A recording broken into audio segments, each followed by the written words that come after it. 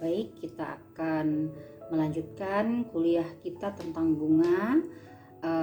Kali ini kita akan bercerita tentang simetri bunga. Nah, simetri bunga ini terkait dengan bagaimana bunga itu mekar, ya. Jadi kalau dia mekar, kemudian kalau dilihat sisinya, ya, bisa dibelah berapa dia, ya, dengan posisi simetri ukuran yang sama, ya.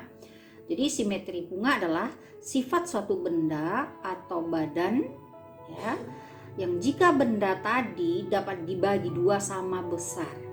Nah, itu yang dikatakan dengan bidang yang simetri, ya. Atau kalau kita lebih sederhanakan, dibuat cermin mendatar. Di cermin, ya, dibagi dua sama persis, ya. Nah, itu dinamakan bidang simetri. Nah, dari sifat ini, simetri dapat dibagi jadi berbagai macam bentuk, ya.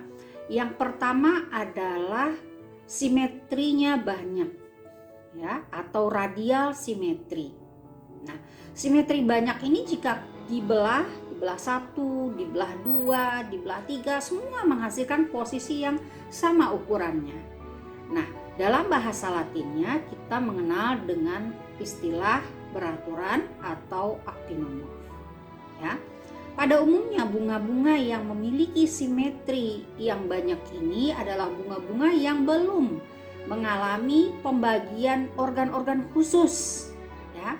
Jadi semua rata-rata sama aja. Misalnya pada bunga pada bunga asteraceae misalnya, pada bunga mangga misalnya, ya, semuanya dibagi sama. Nah, akan tetapi jika organ-organ itu sudah mengalami spesifikasi, ya, sudah dibagi dengan baik, maka dia akan menunjukkan bentuk yang asimetri, ya. Misalnya nih, pada bunga anggrek, ya, pada bunga anggrek, karena adanya satu organ yang sudah termodifikasi, ya, seperti salah satu dari bagian bunganya, bagian mahkotanya berubah menjadi organ reproduksi, maka bagian itu membuat bunga ini tidak lagi bisa dibelah secara simetri banyak, tapi dia bisanya dibelah jadi simetri satu saja, ya. Simetri satu ini dikatakan sebagai simetri bilateral atau hanya bisa dibelah dua, ya. Selain itu contohnya misalnya pada kembang merak, ya, dia juga memiliki bunga yang bilateral simetri atau zygomorph. Nah, kemudian, ya, tapi ada juga tumbuhan itu yang bunganya tidak ada simetri sama sekali, ya. Misalnya pada bunga Canna hybrida atau bunga tasbih, ya. Pada bunga tasbih, ya, kita lihat dipotong dari sisi manapun dia tidak akan ada yang sama besar atau simetri. Hal ini disebabkan karena aslinya yang menjadi kalik dan korola pada bunga tasbih itu adalah bagian-bagian yang kecil ini, ya, bagian yang kecil. Sedangkan yang menjadi perhiasannya adalah stamen dan pistil. Nah, oleh karena itu posisi mereka tidak lagi di tempat yang simetri. Akibatnya adalah dia tidak memiliki simetri sama sekali. Jadi kalau kita simpulkan, ya, cerita tentang simetri bunga, bahwa simetri bunga itu ada asimetri atau tidak punya simetri sama sekali, ya. Misalnya bunga tasbih, satu bidang simetrinya atau zygomorph, ya. Bisa dia setangkup tegak, bisa mendatar, bisa miring, ya. Kemudian juga ada yang dua bidang, ya, dia dibelah dua aja bisa, atau bisa dibelah banyak atau polisimetri, ya. Misalnya bunga lili, ya, itu kalau dipotong banyak sekali bidang simetri. Jadi bidang simetri itu adalah bidang yang sama, ya. Jika dipotong dua maka dia akan mendapatkan bidang yang sama. Kemudian kita akan menceritakan juga tentang letak daun, ya, pada bunga. Nah, letak daun itu meliputi pelipatan daun-daun, karena kita kemarin sudah bercerita bahwa bunga ini merupakan modifikasi daripada organ daun dan tangkai, ya. Nah, pelipatan daripada daun, ya, berupa daun kelopak. Nah, modelnya ada rata lipatnya, ya. Kemudian ada yang terlipat ke dalam, ya. Ada yang terlipat sepanjang cabang, ada yang secara tidak beraturan, ada yang tergulung ke dalam poros, ya, atau keluar gulungannya, ya, di mana posisi pelipatan daripada kuncup ini menentukan, ya, menentukan bagaimana bunga itu mekar, ya. Misalnya pada bunga tapak dara, misalnya pada bunga tapak dara itu dia seperti terputar bunganya, ya. Kenapa? Karena posisi kuncup itu, posisi dari lembaran-lembaran itu menggulung, jadi kelihatan begitu mekar dia terputar, ya.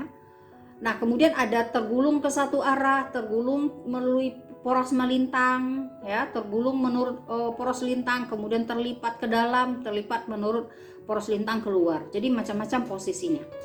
Kemudian letak daun kelopak dan mahkota terhadap sesamanya, ya. Ada yang saling terbuka, ada yang berkatup, ada yang melipat, ya, ada yang melipat keluar, ada yang menyirap atau masuk ke dalam, ya. Ada juga yang berputar atau contorte, ya. Kemudian ada yang putarannya ke kiri, putarannya ke kanan, atau mengikuti rumus Fibonacci 2/5, ya. Itu adalah posisi daripada daun kelopak dan mahkota terhadap mereka sendiri atau sesamanya. Kemudian ada juga susunan kolearis, ya, yaitu bagaimana bunga itu berbatasan dengan bagian luarnya, ya. Jadi kolearis visinal itu adalah jika daun yang di dalam langsung berbatasan dengan daun yang di luar, ya. Tapi kalau yang distal posisinya berjauhan, ya, di dalamnya tidak langsung berbatasan, tetapi di antaranya ada daun yang tepinya satu di luar, satu di dalam. Selanjutnya ada yang bentuknya turun, ya, yang luar dekat sumbu, kemudian ada yang menaik, ya, dekat sumbu pokok. Kemudian ada juga susunan daripada daun kelopak atau mahkota itu saling menutupi, dikatakan sebagai etopus, ya. Jika dia saling menutupi dan mengakibatkan perubahan dari yang asli, maka dikatakan sebagai metatopus, ya. Selanjutnya dasar bunga, ya. Dasar bunga merupakan pendukung daripada bunga, tempat menempelnya bunga, ya. Namun demikian, dasar bunga juga terkadang mengalami modifikasi dan mendukung, ada yang nempel langsung dengan dasar bunga, ya. Misalnya pendukung tajuk bunga, ya, atau perhiasan bunga. Jadi dasar bunga, tempat menempelnya semua perhiasan bunga, itu namanya antofor, ya. Ada juga yang mendukung benang sari. Jadi benang sarinya nempel di dasar bunga itu. Misalnya pada bunga jeruk misalnya, ya. Kemudian ada yang putiknya yang menempel ke dasar bunga, ya. Kemudian ada yang putik dan benang sari sekalian menempel ke dasar bunga, ya. Ada juga pada jeruk nipis misalnya kita lihat ada seperti cakram dasar bunganya, ya. Jadi dasar bunga ini mendukung berbagai organ yang ada di atasnya. Mendukung artinya adalah yang nempel langsung nih, yang nempel langsung, ya. Nah, kemudian bentuk dasar bunga, ya. Ada kalanya dasar bunga ini berbentuk datar, ya. Datar itu artinya, ya, kalau kita lihat pada manggis itu, ya, antara kaliknya, ya, kaliknya kemudian organ lain itu posisinya datar. Kemudian ada dasar bunga berbentuk kerucut, kemudian ada yang cekung seperti pada bunga mawar, ya. Atau kemudian ada yang berbentuk cawan, ya. Cawan, mangkuk itu merupakan bentuk-bentuk daripada dasar bunga. Nah, kemudian, ya, kemudian ada hiasan bunga. Posisi daripada hiasan bunga berdasarkan sifatnya itu ada 3 golongan. Nah, yang pertama adalah hipogin, ya. Hipo itu artinya di bawah, gin itu betina, berarti betina adanya ya. Jadi perhiasan bunga ada di bawah betina ya. Artinya hiasan bunga tertanam di bawah putik. Artinya putiknya di atas ya. Misalnya apa itu kalau putiknya di atas? Ya, yang memiliki putik di atas misalnya pada buah terong. Apa buktinya dia putiknya di atas? Ya. Terlihat kalau terong itu sebelum kita menggoreng kita buang tangkai yang hijau itu kayak daun. Nah, itu adalah kaliknya, menandakan bahwa putiknya di atas, ya. Kemudian ada perigin, ya. Hiasan bunganya sama tinggi posisinya dengan betina, ya, dengan betinanya. Nah, kemudian ada epigin, ya. Dasar bunganya seperti mangkuk di mana ya perhiasan bunganya ada di atas dan betina ada di bawah. Contohnya apa? Contohnya pada jambu. Ya, pada jambu kalian makan jambu tuh pasti membuang kelopak-kelopak yang berwarna merah itu. Kelopak-kelopak berwarna merah itulah kaliks. Kalau kaliknya ada di atas berarti ya, berarti bakal buahnya pasti ada di bawah. Jadi bakal buahnya ada tenggelam. Nah, jadi berdasarkan letak hiasan bunga dengan kelamin betina atau putik, maka ada 3, yaitu hipogin ya. Posisi hiasan bunga ada di bawah putik ya. Perigin setara hiasan bunga dengan putik, sedangkan epigin ya adalah perhiasan bunga yang ada di atas dan bakal buahnya ada di bawah ya. Kemudian kita masuk pada organ-organ bunga. Organ bunga yang pertama adalah kelopak ya. Kelopak adalah organ perhiasan bunga yang berwarna hijau, dikenal juga dengan kaliks ya. Tapi ada kalanya kalik ini berkembang macam-macam ya. Kalik ini pada ciplukan, kaliknya yang menutup buah. Tujuannya apa? Ya, tujuannya agar buah itu terlindungi sampai besar ya. Kemudian ada juga kelopaknya itu tetap ada ya sampai besar. Itu misalnya pada terong ya.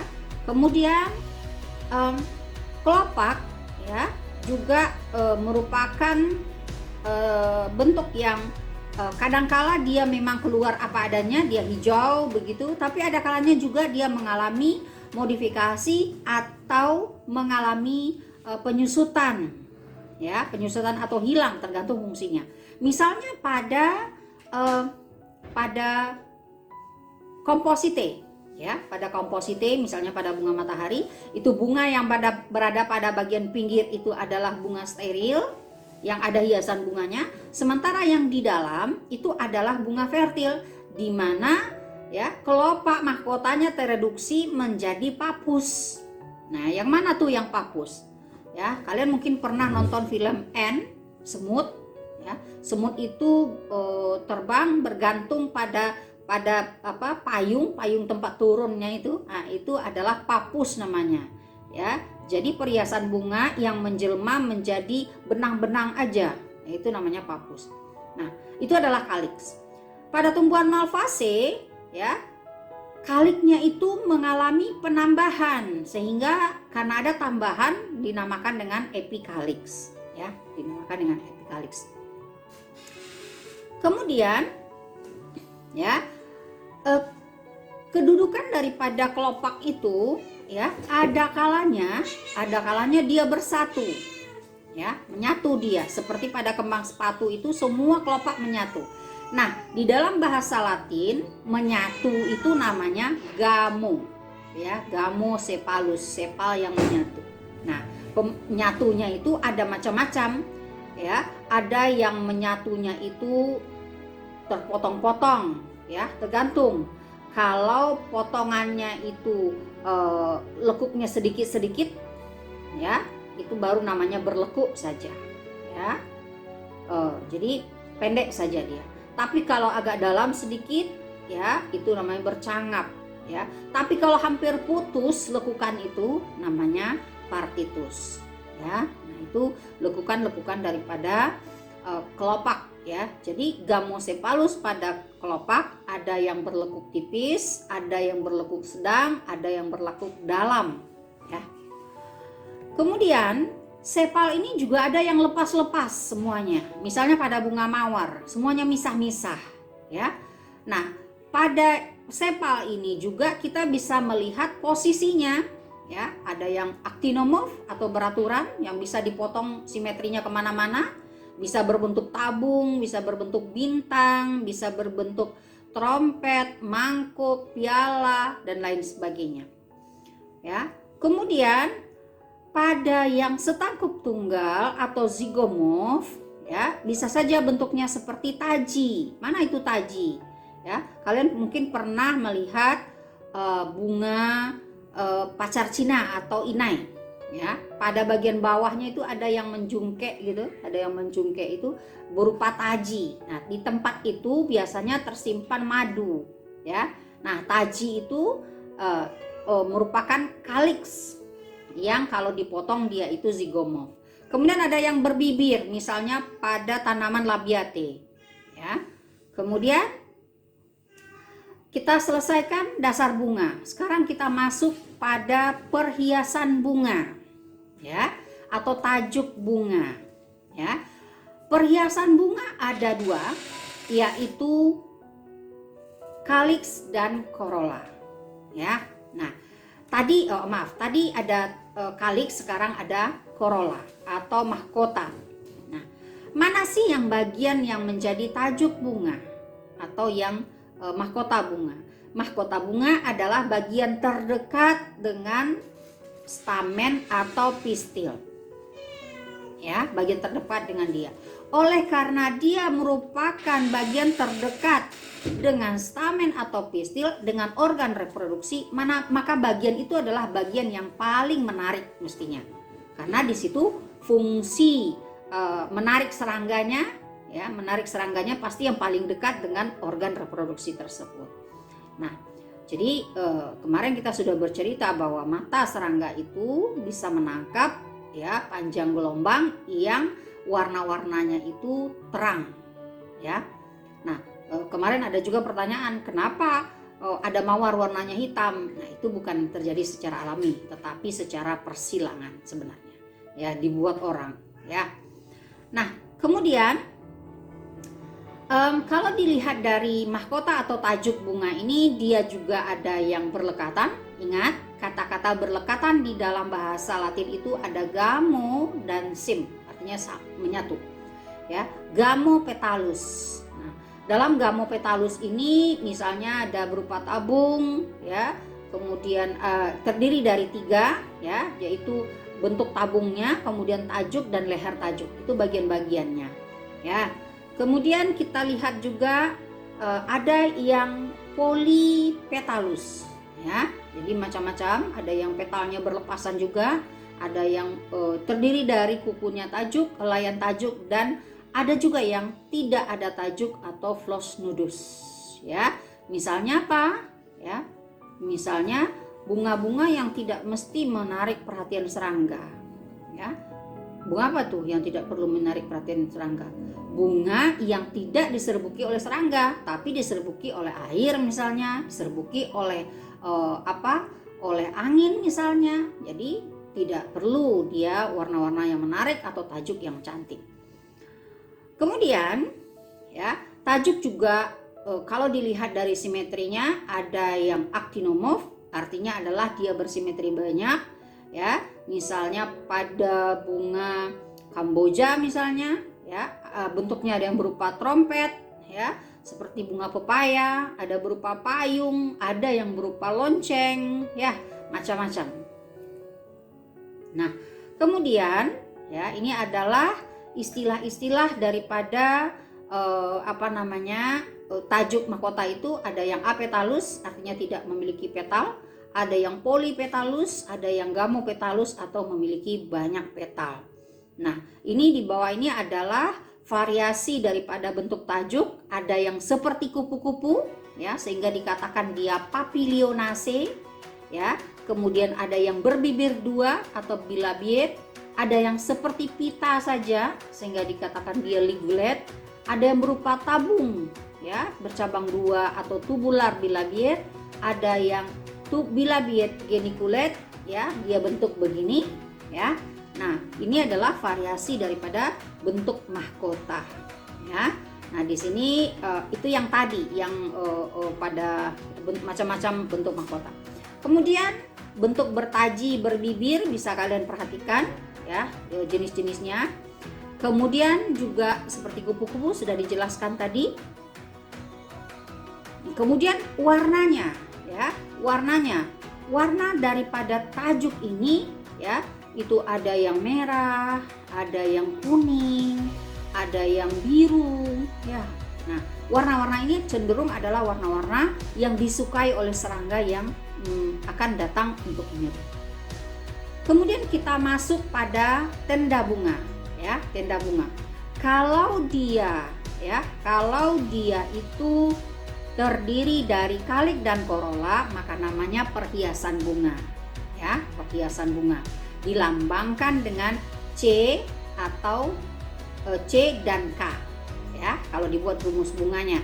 Tapi kalau tenda bunga, jika kalik tidak bisa dibedakan dengan korola, jika tajuk tidak bisa dibedakan dengan kelopak, maka namanya bukan perhiasan bunga, tapi tenda bunga. Nah, tapi ya dikenal dengan perigonium ya. Kalau kalik dan korola, kalau mereka ada dua-duanya, istilah mereka adalah periantium. Tapi kalau dia hanya ada, tidak bisa dibedakan kalik dan korolanya, maka istilahnya adalah perigonium, dilambangkan dengan P. Nah, namun walaupun dia tadi tidak bisa dibedakan, tapi ada yang menyerupai kelopak dia. Misalnya bunga pada kelapa misalnya, ya, itu mirip aja dengan kalik, maka namanya kalisinus ya. Sedangkan yang serupa dengan tajuk namanya carolinus, mirip dengan tajuk ya. Misalnya itu pada orsidase atau pada anggrek. Kita lanjut pada organ reproduksi pada pertemuan selanjutnya ya. Yang tadi ada cerita kita tentang perhiasan bunga.